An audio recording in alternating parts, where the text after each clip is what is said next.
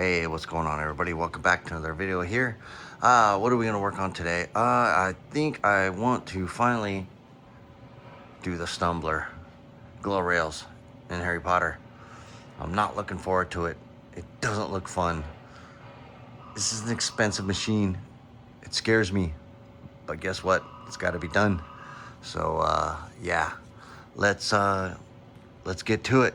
There's gonna be a lot of cuts in this video. I just want to do it piece by piece and basically show you what I do every step of the way. So all right, let's get to it, and then we'll show you the final product at the end of the video. Be right back.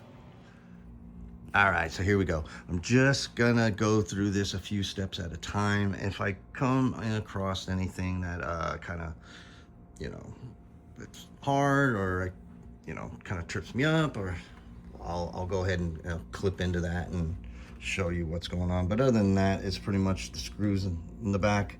Drop the back box down. This thing was heavy. Oof. And the two screws here. And then there'll be the rest of the screws here, and we'll pull the rails off. These rails will need a few extra steps, because the other rails, they come already pre-installed. These ones are just the lighted rails here from Stumblor. So we'll go ahead and I'll get this playfield pushed back in here, and then I can go ahead and unscrew the rails, and then we'll get this installed next. And then yeah, I'll be right back, hopefully with everything this put in, and then back on the cabinet, and then we can move on to wiring. So in the event, I'm sure there'll be an event. Always is an event. I have any issues, I'll come back, and then you'll hear me complain about said issues. All right, be right back. Thanks. All right, welcome back. Told you, hiccups. First hiccup, I went to peel the double-sided tape off of the back of the rail, the LED rail here. And the sticky part just pulled off right with the tape. So this would not stick to this. So luckily, I had some double-sided tape from some other project, so thought I'd give it a go. It is a little bit wider, as you can see. So I'm gonna trim it with the trusty razor blade, and we'll see how that works. And if not, looks like I'll be dead in the water, and I'll be right back. Let's see if this works. All right, I think that worked. They're on here now. This stuff's really strong. It's not coming off. So yeah, I just put it on there. Like I said, I just ran a razor blade on there and trimmed it off. Trimmed all that off. So, all right. Sorry for all the cuts this is going to be, but that was issue number one, hopefully resolved. Hopefully, also too, hope the other one doesn't do the same. So, all right, be right back. All right, let's check back in here. All right, I got the rails back on. The only thing I had a little bit of trouble with is trying to make sure that I fed this wire properly. So we'll deal with that later. I don't think I have this lying flat or good enough, but you got the little, just kind of run it down that way. So we'll deal with that later. And then the next step was to unplug those four, and this is the header that's going to go there. Boop, pins. And then it comes in the bag, comes with these wires, and they're already labeled blue, green, and red. So right there, and they go in those slots, which are in the instructions.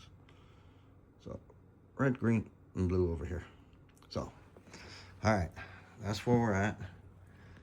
It took me a while to get this all back on, and hopefully dialed in right, and we'll go from there. Right back with another update. All right, welcome back. All right, this is what we're working with. Routed the power cable from the front with the splitter for here. You got your left and right rails that go here. Your sensing RGB is there, and this is from the goes up to the board, up in there, which we did when we put on the little jumper board there.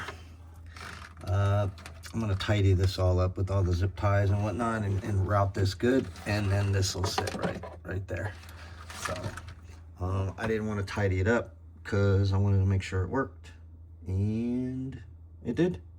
So the only thing I'm concerned about now is making sure that this clears the glass.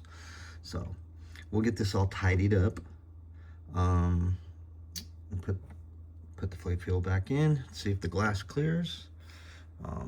Hopefully it does, and then I'll be back with the grand finale of showing what these look like when they're lit up. Cool. All right, be right back. All right, here we go. Last cut, I promise. Finished product. There's the right side. So, and then the left side.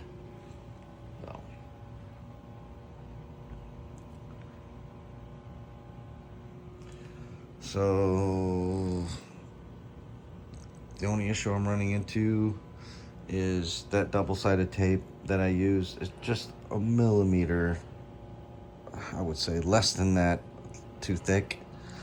And I had to push this down and screw everything in to try and get it to cover up the channel, the glass channel. This side, I know it's dark, you can't see, but if I turn all the lights on, it's just barely poking out over here. And what happens is it makes this a tight fit. And if I push this down, I don't want to scratch this powder coating of this, this expensive machine. But I did get it on. I pushed this in, but yeah, if you were here, you'd be able to see just a smidge of this glass channel.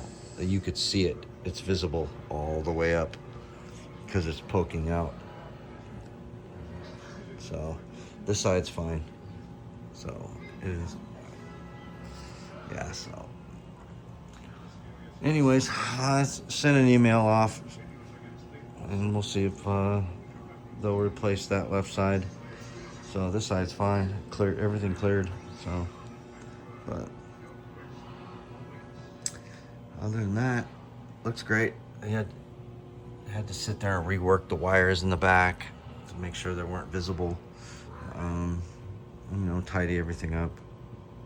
But overall, it's a great mod. I recommend Stumblor. He's got some great mods for Godzilla. So cool. All right, any questions, comments, let me know. I'll update this later, in another video, and we'll see if we can get this resolved. So not a big deal. At least everything's working. The game is working. No issues. So all right, until next time,